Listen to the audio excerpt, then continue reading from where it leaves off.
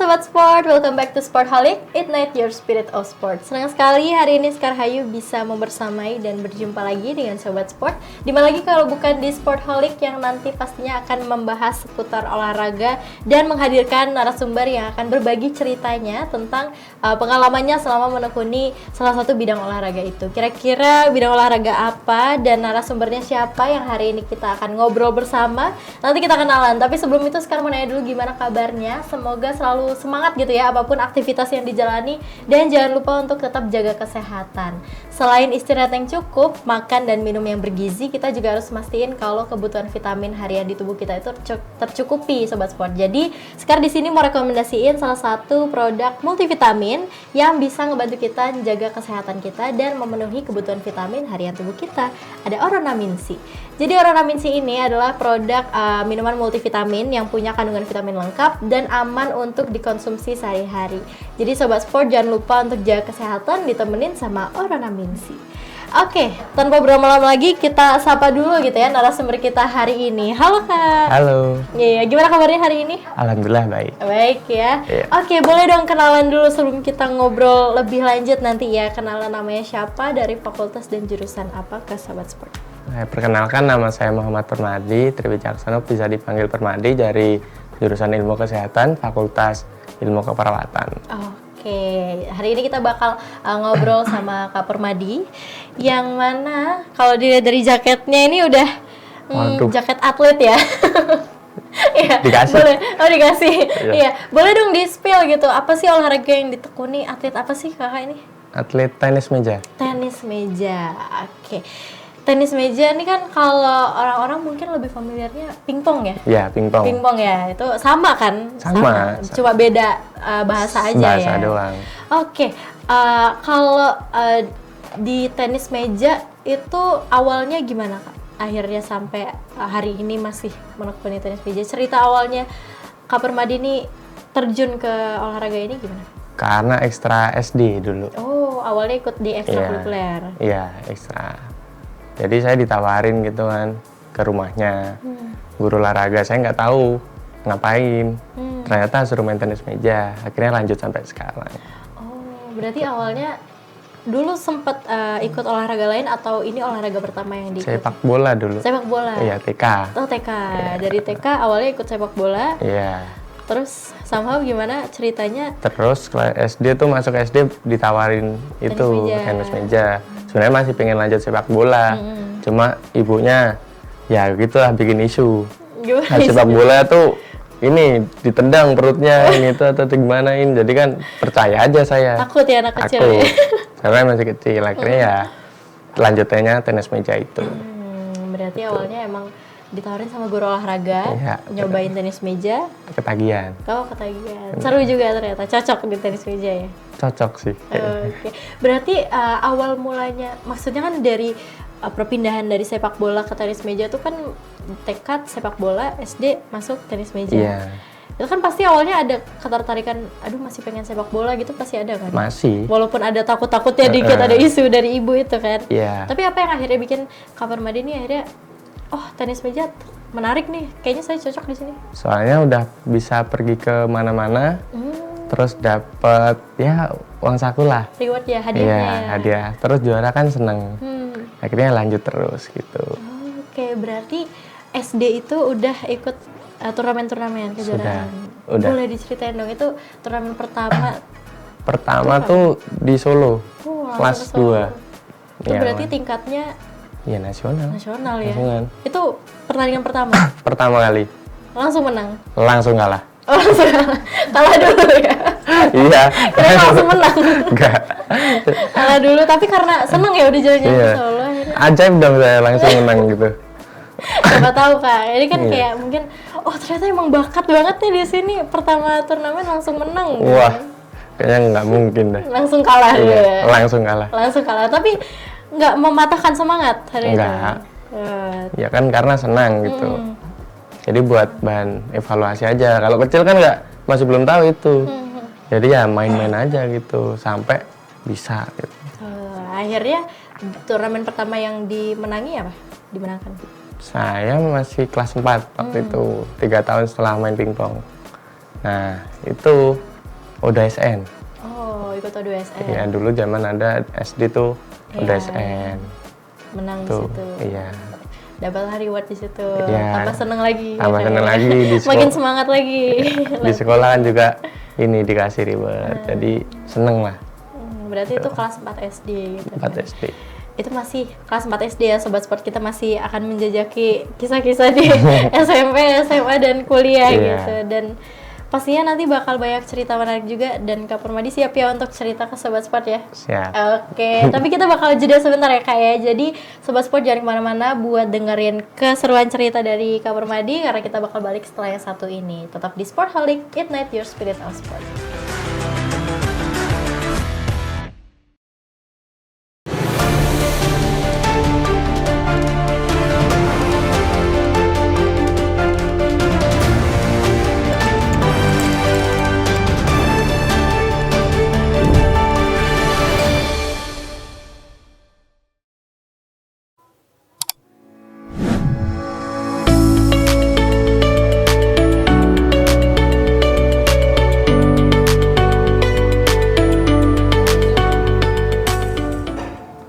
Hai Sobat UB Radio. Halo Sobat UB Radio. Halo Sobat UB Radio, balik lagi sama aku Tasya Kristi di program Jajal Kuliner. Jajal Kuliner. Jajal Kuliner, program yang ngajak kamu keliling cari makanan enak, terjangkau, bikin kenyang, dan pastinya bikin ngiler juga.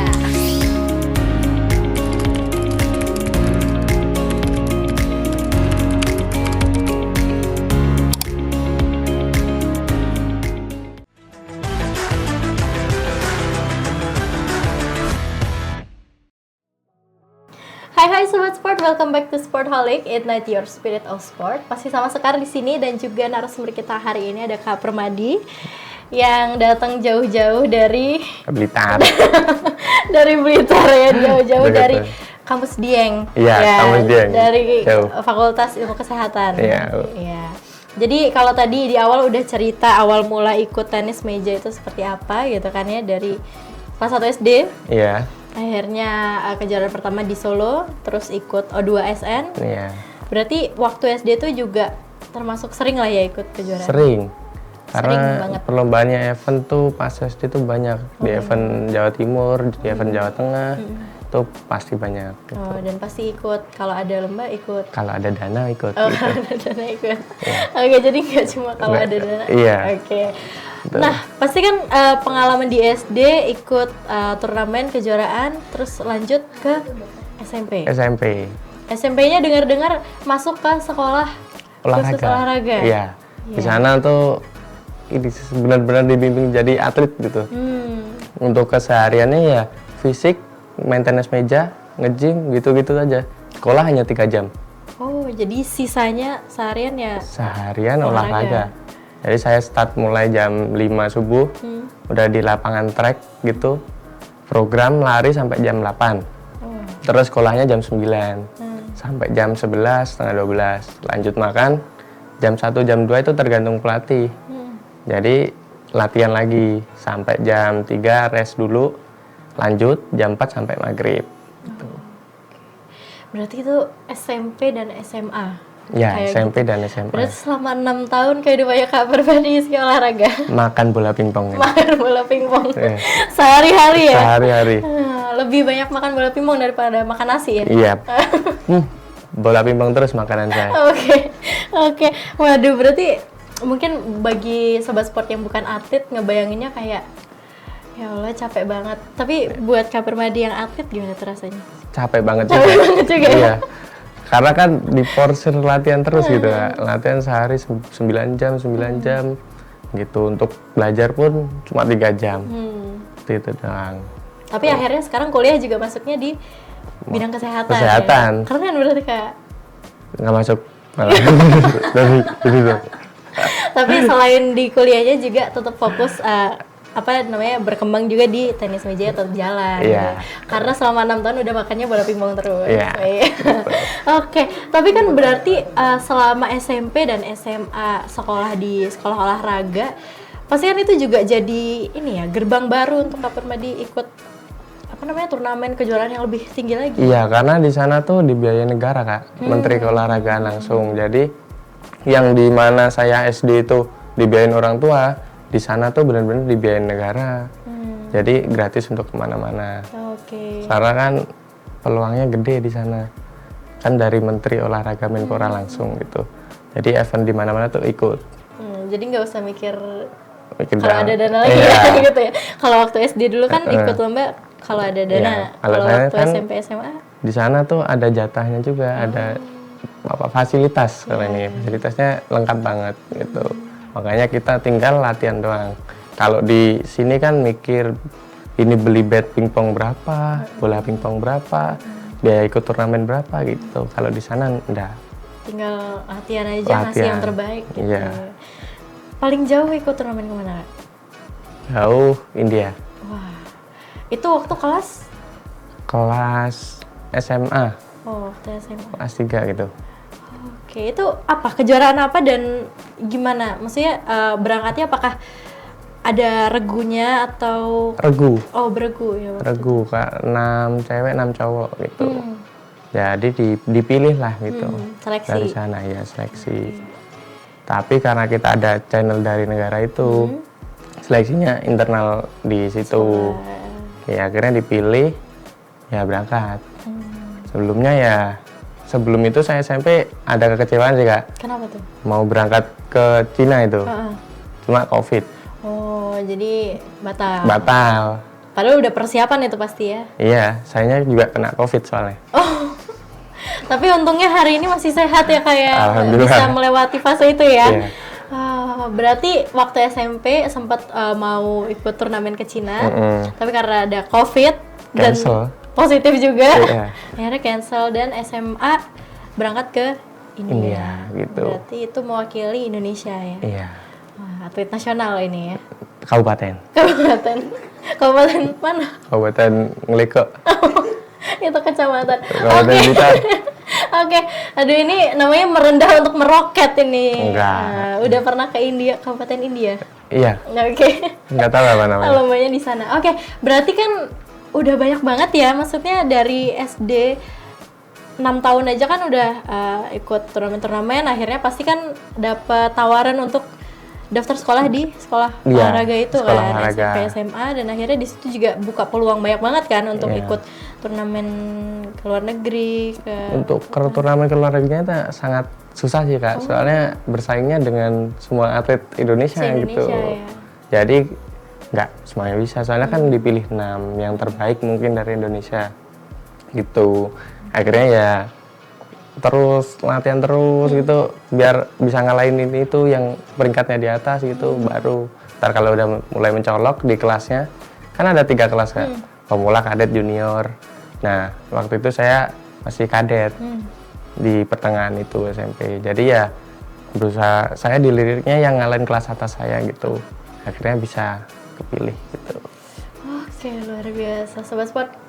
Kalau kita dengerin ceritanya itu kan pasti menarik banget ya, jarang-jarang gitu kan kita ketemu sama teman kita yang mahasiswa UB gitu kan, yang ternyata sekolahnya dulu di sekolah olahraga dan ternyata udah atlet nasional walaupun ngakunya sih atlet kabupaten. Tapi karena pengalaman yang luar biasa itu pasti ya Kak Permadi juga bisa lah nanti cerita lagi ya lebih banyak untuk juga jadi inspirasi dan motivasi bagi Sobat Sport. Tapi kita bakal jeda sebentar dan kita akan lanjut ceritanya setelah yang satu ini. Makanya Sobat Sport jangan kemana-mana, tetap di Sportholic, Ignite Your Spirit of Sport.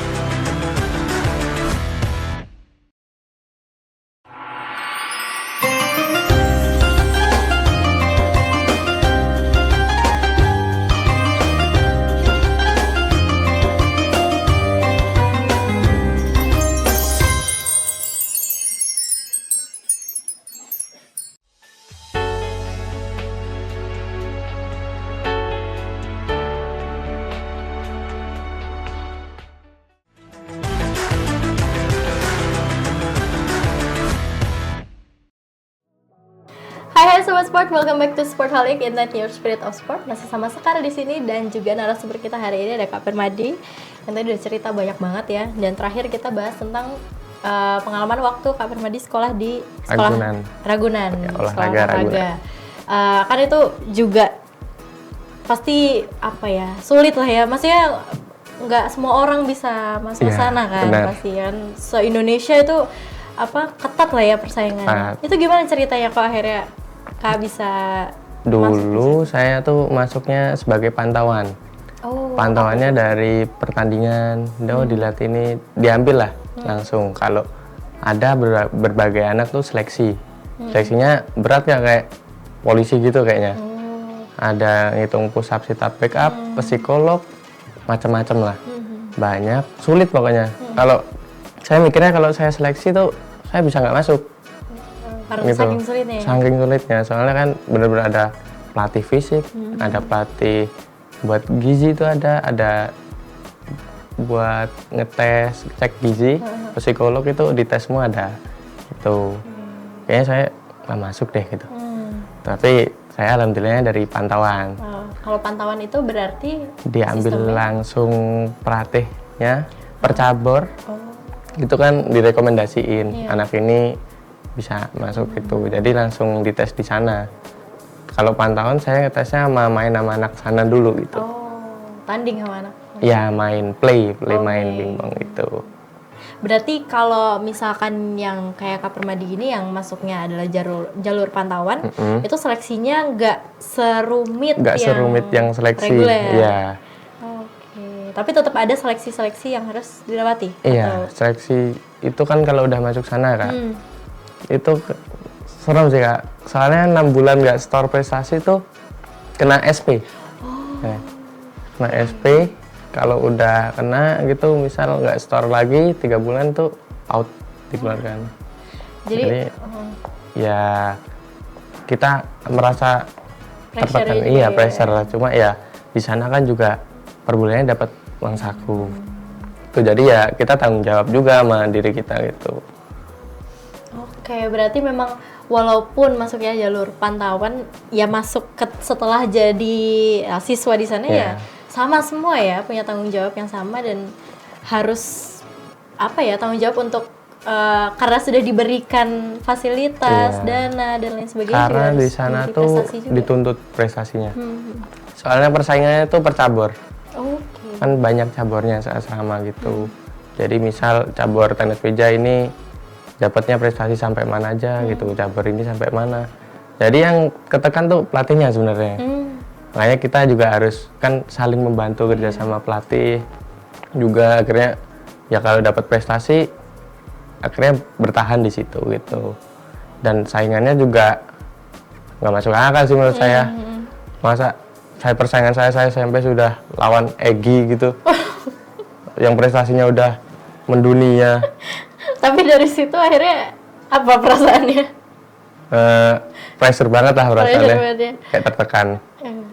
Tapi pasti ada sukanya dong. Kalau itu tadi kan mungkin duka ya, maksudnya yang tantangannya lah di sana. Kalau apa ya cerita menarik setelah sekolah di sekolah olahraga itu apa? Suka dukanya kayak gimana? Kalau sukanya saya bisa traveling. Soalnya traveling ini kan pertandingan kemana gitu pasti ada gitu. Jadi ya jalan ke sini dan sana saya jadi tahu kota-kota se-Indonesia gitu. Ada apa di sini dan ada bagaimana gitu. Jadi seneng lah gitu saya. Terus tapi ya balik lagi tanggung jawab saya di kota sini juga saya inginnya nyari prestasi, nggak cuma seneng-seneng doang gitu. Terus kalau dukanya capek. Kurang kenceng Kak. Capek. Untuk latihannya sehari-hari benar-benar capek gitu. Jadi saya rest tuh cuma minggu. Soalnya latihannya kan Senin sampai Sabtu gitu. Full pagi sore gitu. Tapi minggu restnya juga full seharian ya? Full dibuat tidur kayaknya. Buat istirahat gitu. Sebelum besok akhirnya latihan lagi. Makan bola pingpong lagi. Soalnya jam istirahatnya ya udah diatur sama saya, sama sana gitu Kak. Jadi jam segini udah harus tidur, dipantau gitu, ada penjaga. Kalau bahasanya penjaga gitu. Kalau nggak tidur ya dihukum, digebrekin gitu. Udah akhirnya ya mau nggak mau harus ikut sistem itu kan, udah masuk sana gitu. Akhirnya ya tahulah mana yang bener sama yang enggak gitu di sana. Pola hidup lah. Tapi selain di sisi lain ada suka duka itu ya, pasti kan akhirnya bisa ikut turnamen di India itu tadi, terus juga dapat kesempatan buat pasti ketemu sama atlet-atlet se-Indonesia gitu kan ya, tambah relasi juga. Apakah ada membantu juga dari sisi akademik? Maksudnya kalau kita lihat kan Kak Permadi ini masuknya sekarang di Fakultas Kesehatan gitu kan ya. Sebelumnya kan di sekolah olahraga. Itu gimana ceritanya?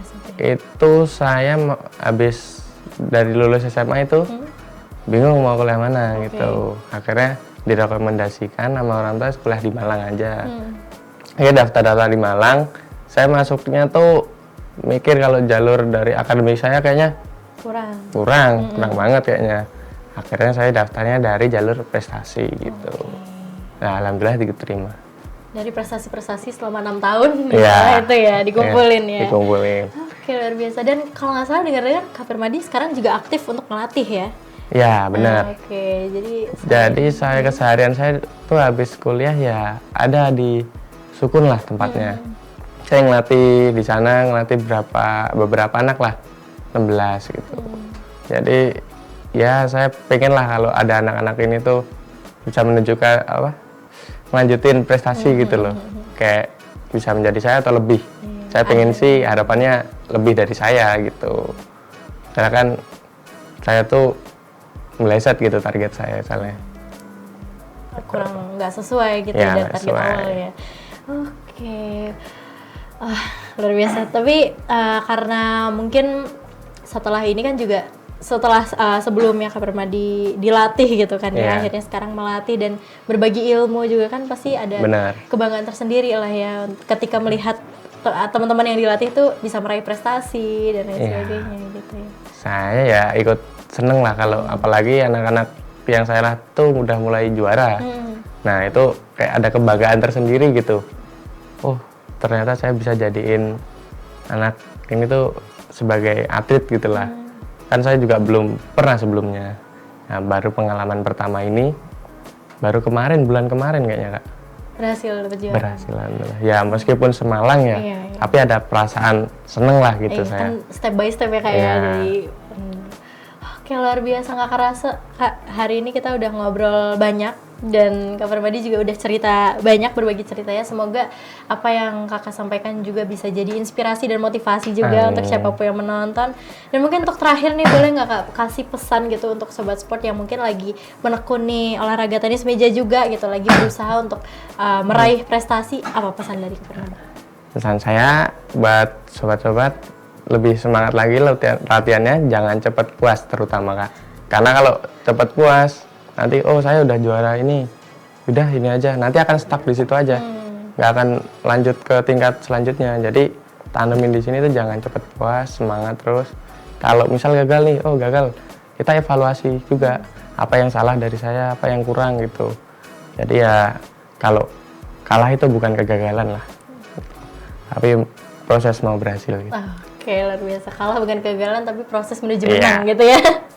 Oke, luar biasa. Terima kasih banyak Kak Permadi karena sudah berkenan hadir di sini, berbagi cerita dan pengalamannya ke Sobat Sport. Semoga Kak Permadi sukses selalu, ditunggu kabar-kabar baik selanjutnya, mungkin dari Kak Permadi maupun dari murid-murid yang dilatih gitu kan ya. Dan semoga cerita tadi bisa menginspirasi Sobat Sport yang menonton.